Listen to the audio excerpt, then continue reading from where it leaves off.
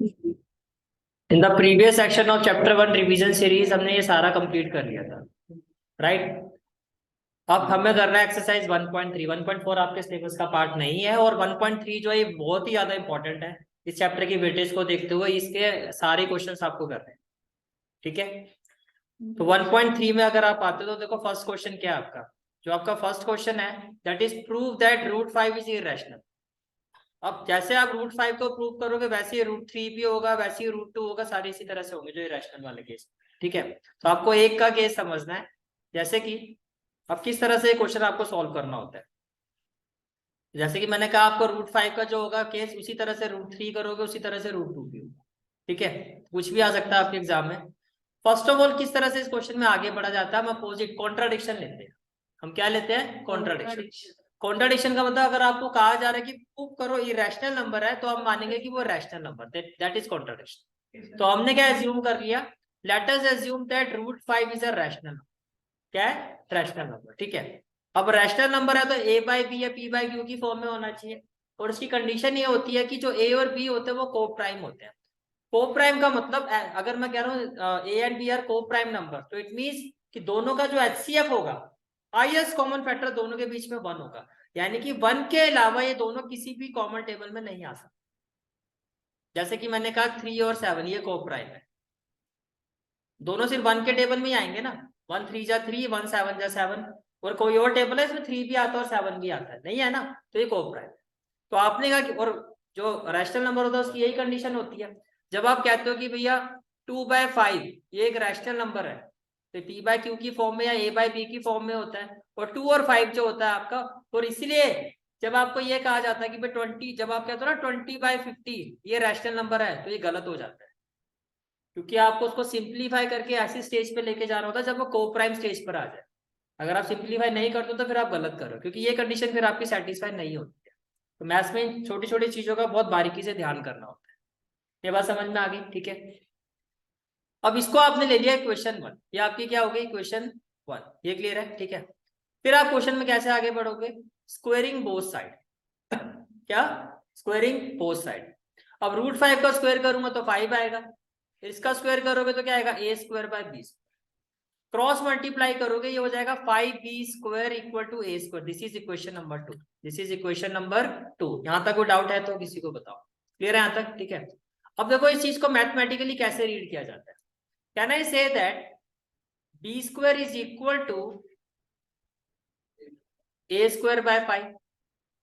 अब मैथ्स में देखो एक रूल होता है, जैसे कि 400 20 से डिविजिबल है। 400 किसका स्क्वायर होता है? 20 का। तो 20 भी तो 20 से डिविजिबल है। जैसे कि मैंने कहा आपको 25 5 से डिविजिबल है। 25 किसका स्क्वायर होता है? 5 का। तो 5 भी 5 से डिविजिबल है। अगर किसी भी नंबर का स्क्वायर किसी नंबर से डिविजिबल होता है तो वो नंबर खुद भी उस नंबर से डिविजिबल होता है, यस और नो? समझ में आ रहा है? ठीक है। अब इसको मैथमेटिकली कैसे पढ़ा जाता है, आप ये कह रहे हो कि 5 जो है वो डिवाइड कर रहा है ए स्क्वायर। तो 5 अगर ए स्क्वायर को डिवाइड कर रहा है तो 5 जो है वो ए को भी डिवाइड करेगा, यस और नो? समझ में आ गया ना क्यों? क्लियर है यहां तक? ठीक है। तो 5 जो वो ए को भी क्या करेगा? डिवाइड। जैसे आपने प्रूव किया कि 5 ए को डिवाइड करेगा, इसका रीजन मैं बता देता हूँ। इसको रीजन लिखोगे कैसे, क्योंकि एग्जाम में एक क्वेश्चन आएगा तो प्रॉपर प्रेजेंटेशन देख के आएगा। क्यों आपने कहा, जब आपने कहा कि भैया ए स्क्वायर बाय 5, आपने कहा 5 ए स्क्वायर को अगर डिवाइड कर रहा है, आपने कहा 5 divide a square, it implies 5 also divide a. उसका रीजन क्या है? रीजन ये है कि अगर P एक प्राइम नंबर है, 5 है ना प्राइम नंबर, ठीक है, and if P divides A square, और अगर ये प्राइम नंबर किसी के स्क्वायर को डिवाइड कर रहा है, अगर ये प्राइम नंबर किसी के स्क्वायर को क्या कर रहा है? डिवाइड कर रहा है, where a is any positive integer, जहां ये ए आपका कोई पॉजिटिव इंटीजर है, तो ये जो प्राइम नंबर P है ये ए को भी डिवाइड करेगा। इस तरह से प्रॉपर स्पेसिफिक प्रेजेंटेशन आपको करके आ रहा है। समझ में आ रहा है यहां तक? ठीक है। और जैसे आपने ये प्रूव, अच्छा आपने क्या प्रूव कर दिया कि 5 जो किसको डिवाइड करेगा? ए को, ठीक है। तो आप क्या कहोगे, अगर 5 ए को डिवाइड करो आप कहोगे late A equal to 5c। ये 5 इसका फैक्टर हुआ ना फिर। अगर 5 ए को डिवाइड कर रहा है तो इसका मतलब ए जो है उसमें 5 वन ऑफ द फैक्टर है, तो 5 के साथ मैं किसी का भी मल्टीपल, अगर 5 का कोई भी मल्टीपल लूंगा, जैसे कि मान लो 5 का 5 इंटू 20, 5 इंटू 30, तो ये तो उसको डिवाइड करेगा ही करेगा, उसका मल्टीपल हुआ कि नहीं हुआ। तो अगर आपने कहा कि 5 डिवाइड ए, 5 डिवाइड ए, तो आप कहोगे लेट ए इक्वल टू 5। अगर आपने कहा 3 डिवाइड ए, तो आप कहोगे late A equal to 3c। अगर आपने कहा 7 डिवाइड ए, तो आप क्या कहोगे late A equal to 7c। ये कहानी क्लियर, ठीक है। And this is equation number 3 where c is any positive integer. अब आपको क्या करना है, स्क्वेयरिंग बोथ साइड। जब आप स्क्वेयरिंग बोथ साइड करोगे तो ये हो जाएगा a स्क्वायर और ये हो जाएगा आपका 25c स्क्वायर। ये क्लियर हो गया यहाँ तक। अब आप ये देखो, अभी आपने एक इक्वेशन फाइंड की थी, इस इक्वेशन के अकॉर्डिंगली a स्क्वायर की वैल्यू क्या है, 5b square. By equation 2 a square is equal to 5b square. तो क्या मैं यहाँ पर अगर a स्क्वायर की वैल्यू पुट करता हूँ तो ये हो जाएगा 5b स्क्वायर यूजिंग इक्वेशन 2। तो आपने कहा 5b स्क्वायर जिसकी वैल्यू है by equation 2 equal to 25c square. अब इसको सिंप्लीफाई करो, तो ये 5 मल्टीप्लाई हो रहा है, यहाँ के क्या होगा डिवाइड, तो जैसे आप 25 से 5 को डिवाइड करोगे इट विल बी 5c होगा। अब सेम स्टोरी, ये मल्टीप्लाई हो रहा है, यहाँ के डिवाइड हो जाएगा। अब देखो यहाँ मैथमेटिकली इसको आप कैसे रीड करोगे, आप यही कहोगे ना 5 जो है अब वो किसको डिवाइड कर रहा है, b स्क्वायर को। तो अगर 5 b स्क्वायर को डिवाइड कर रहा है तो 5 b को भी डिवाइड करेगा, सेम वही रीजन। अब जो वहां पे स्टार हमने लगाया था वो इसलिए लगाया था, स्टार का मतलब है यही रीजन। ये पेपर में ऐसा कर सकते हो आप, पर आइडियली मैं कहूंगा कि लिख लेना दोबारा, पर ऐसा कर सकते हो। आपने मेंशन कर दिया कि भैया ये स्टार एक, क्योंकि सेम चीज आनी है आप, ठीक है। या पेपर में ऐसे लिख सकते हो लेट पी बी या प्राइम नंबर स्टार लगा के डॉट डॉट डॉट, और मैं ये कहूंगा कि लिखा ना, ठीक है। एक की जगह 2 बार लिखना और कितना फर्क पड़ेगा। ये क्लियर हो गया यहाँ तक, ठीक है। अब आपने स्टार्टिंग में क्या कहा था ये बताओ कि ए और बी क्या है, को प्राइम। उसका मतलब क्या है, वो सिर्फ 1 के ही टेबल में आनी चाहिए। भैया यहाँ तो 5 के टेबल में भी आ रहे हैं, 5 ए को भी डिवाइड कर रहा है, 5 बी को भी डिवाइड कर रहा है। तो वो जो आपका सपोजिशन था जिसकी वजह से वो रैशनल नंबर था, वो कॉन्ट्राडिक्ट हो गया। Our supposition that a and b are coprime, ये गलत हो गया। इसका मतलब रूट 5 रैशनल तो है नहीं, तो फिर क्या होगा, इरैशनल। अब इसी चीज में अगर आपको करना होता √3, क्या करना होता, √3, तो देखो यहां क्या लिखते हैं आप, √3, ये हो जाता आपका √3 हो जाता। यहाँ पर क्या स्क्वायरिंग बोथ साइड करते तो यहाँ क्या आ जाता 3, यहाँ क्या हो जाता 3। ये क्लियर हो गया, ठीक है। उसके बाद सेकेंड इक्वेशन के बाद आप क्या थे, 3 डिवाइड ए स्क्वायर, तो यहाँ क्या कहते हैं 3 डिवाइड ए, यस और नो, ठीक है। फिर आपका नेक्स्ट स्टेप क्या होता,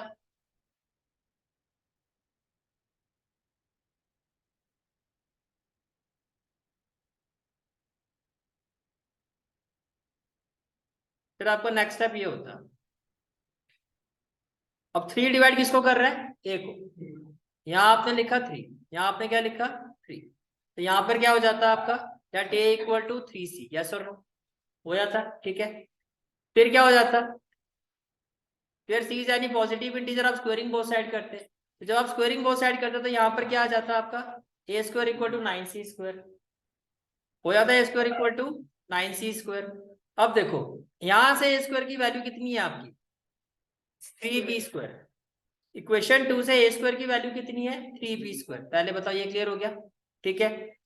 तो आप ए स्क्वायर की जगह क्या लिखते हैं आप 3b स्क्वायर, यहाँ आ जाता 3b स्क्वायर, यहाँ पर क्या है 9, समझ में आ गया भाई 9c स्क्वायर, और यहाँ ए स्क्वायर की वैल्यू इक्वेशन 2 से आपने क्या लिखी 3b स्क्वायर। ये कहानी क्लियर, ठीक है। फिर b स्क्वायर इक्वल टू क्या हो जाएगा आपका, ये हो जाता 9/3, तो 9/3 को सिंप्लीफाई करते तो ये हो जाता आपका 3c स्क्वायर। फिर यहाँ से c स्क्वायर की वैल्यू क्या हो जाएगी आपकी b²/3। अब आप कहोगे कि भैया जो 3 है वो b स्क्वायर को भी डिवाइड कर रहा है और 3b को भी कर रहा है, तो आपने जो कहा था a और b को प्राइम है, फिर गलत हो गया, क्योंकि ए और बी दोनों किससे डिवाइड हो रहे हैं 1 के अलावा 3 के टेबल में भी आ रहे हैं। तो आप कहते हैं अवर सपोजिशन इज रॉन्ग, इसका मतलब ये हो गया कि √3 जो है वो भी क्या है इरैशनल नंबर। सेम प्रोसेस आपका √2 का। पहले बताओ ये क्लियर? किसी भी नंबर पर आएगा, √2 में भी ऐसे करना है, √3 में भी ऐसे करना, √5 में भी ऐसे करना है। ये कहानी क्लियर? हाँ जी।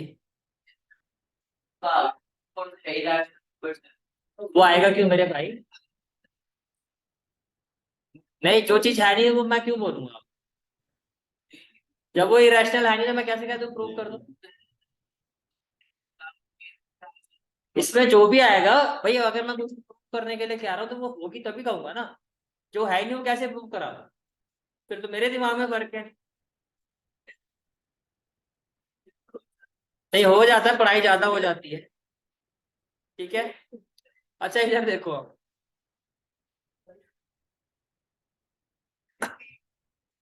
देखो भाई नेक्स्ट क्वेश्चन क्या है आपका? Your next question is prove that 3 + 2√5 is irrational.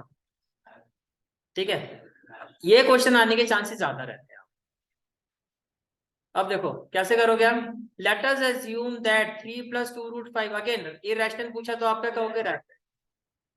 और अगर ये रैशनल है तो a/b के इक्वल होना चाहिए, और अगर ऐसा है तो a और b क्या होने चाहिए? को प्राइम होने चाहिए। यहाँ तक क्लियर है? ठीक है। अब देखो, जब भी ऐसा क्वेश्चन आता है, इरेशनल नंबर को छोड़ के बाकी सारी वैल्यू आपने इधर शिफ्ट कर। मैं फिर से रिपीट कर रहा हूँ, 3 + 2√5 में आपको दिखाई दे रहा है भाई, जो स्क्वायर रूट वाला नंबर होता है जिसका स्क्वायर रूट नहीं होता है वो इरेशनल नंबर होता है। 5 का स्क्वायर रूट पॉसिबल ही नहीं है, हम इसको फाइंड ही नहीं कर सकते, तो ये इरेशनल नंबर मुझे दिख रहा है। इसको छोड़ के बाकी सब वैल्यू राइट हैंड साइड पे लेके आओ। लाइक ये +3 है तो इधर आके क्या हो जाएगा? -3। इसके बाद आराम आराम से, ठीक है। अब यहाँ से एलसीएम क्या आ जाएगा आपका? b, तो ये हो जाएगा a - 3b/। जहां कोई दिक्कत होगी वही पॉइंट आउट कर देना, ठीक है। अब देखो, a और b इंटीजर्स है, a और b क्या है? इंटीजर्स है।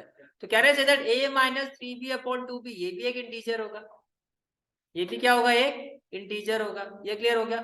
और अगर ऐसा है तो ये क्या होगा? एक रैशनल नंबर होगा, क्योंकि रैशनल नंबर जब आप कहते हो कि p/q, तो p/q इंटीजर होते हैं, और p/q फॉर्म में भी है, तो आपने कहा क्या कहा कि ये एक रैशनल नंबर है। ये क्या है आपका? Rational number. अब भैया अगर ये रैशनल है और ये इसके इक्वल है तो ये भी रैशनल होना चाहिए। अब यहां से क्वेश्चन आपका डिपेंड करता है कितने मार्क्स का है। अब आप यहां पर लिखोगे आगे, 4 मार्क्स का क्वेश्चन है जो भी है आपका, कि let us check whether √5 is a rational और इरेशनल। फिर जैसे आपने पूरा फर्स्ट पार्ट किया था वैसे का वैसे इसको प्रूव करोगे, और आप कहोगे भैया √5 तो हमारा क्या आ रहा है? इरेशनल। अब ये आता है 2 नंबर का क्वेश्चन, तो आप कहोगे वी नो दैट, फिर आप बदल गए, फिर मेहनत खत्म। भैया नंबर के हिसाब से बात करते हैं। We know that √5 is an irrational number, तो ये इक्वल नहीं हुआ। फिर ये रैशनल आ रहा है, इरेशनल, तो ये तो इक्वल नहीं है। That means our supposition is wrong. मेरी बात समझ में आ रही है? मैं बात कर रहा हूँ 2 नंबर वाली, ठीक है, 4 नंबर वाली। ठीक, देखो आप कैसे लिखोगे भैया? अगर वो रैशनल है तो √5 भी क्या होना चाहिए? रैशनल। अगर वो रैशनल है तो ये भी क्या होना चाहिए? Rational. But √5 is an irrational number, but √5 क्या होता है? एक इरेशनल नंबर होता है। इसका मतलब क्या? This shows that our assumption is incorrect. तो 3 + √5 इज एन इरेशनल। हाँ जी।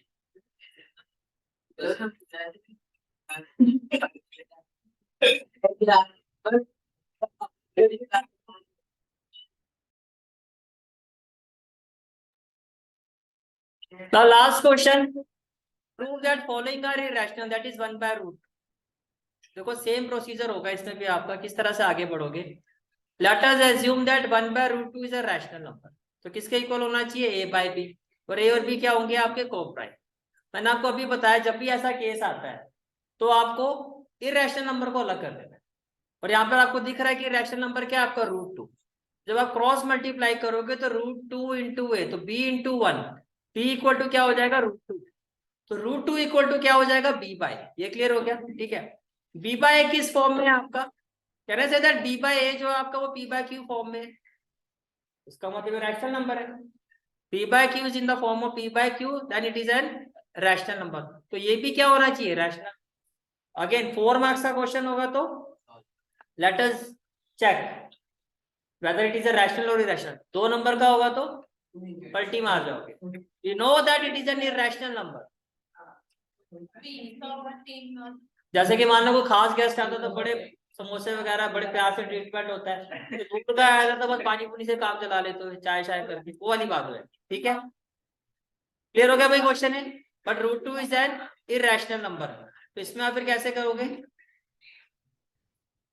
This shows that our supposition is wrong, 1/√2 is an irrational. हाँ जी, हिंदी में लिखा ना, मैथ्स का भी हिंदी में पढ़ के देखना फिर समझ में आएगा। समझ में आ रही है, जितना दे पाओ अपनी समझ से, पर सामने वाले को भी समझ में आना चाहिए ना। फिर इसकी टांग तोड़ के लिखने से अच्छा कि उतना लिखो फिर समझ में। चलो नेक्स्ट वाला है आपका 7√5। अब 7√5 वाले में क्या करोगे? इसमें भी सेम होगा, 7√5 को क्या ले लोगे, a/b। अब इसमें रैशनल नंबर क्या है आपका 5, तो √5 को छोड़ के बाकी सारे नंबर आप राइट साइड में ट्रांसफर करोगे, ये हो जाएगा a/7।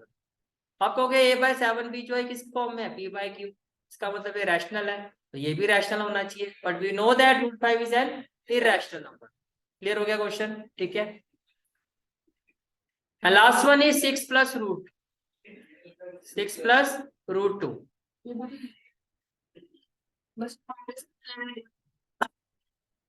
इसमें कैसे करोगे? 6 + √2 6 + √5, ऐसे भी क्वेश्चन आता है। Let us assume that 6 + √5 is a rational number. फिर आप क्या करोगे? √5 को छोड़ के बाकी नंबर ट्रांसफर करोगे। देखो जब एग्जैक्टली अगर a और b फॉर्म में आया तो डायरेक्टली, लेकिन जब इस तरह से आ रहा है ना a-6b, यानी कि ऊपर माइनस प्लस हो रहा है, कुछ हो रहा है, तो आपको प्रॉपर वे में इस तरह से लिखना है आपको कि a और b क्या आपके इंटीजर्स हैं। इंटीजर्स होने का मतलब फिर ये जो फॉर्म है आपकी वो p/q फॉर्म बन रही है, और p/q क्या होता है? इंटीजर्स ही होते हैं आपके। तो इसका मतलब ये आपकी क्या है, ये रैशनल नंबर है, तो ये भी क्या होना चाहिए? Rational. But we know that √5 is an irrational number. It means our supposition is wrong and 6 + √5 is an irrational number. तो आपका जो रिवीजन है चैप्टर मतलब वो हो गया कंप्लीट। ठीक है,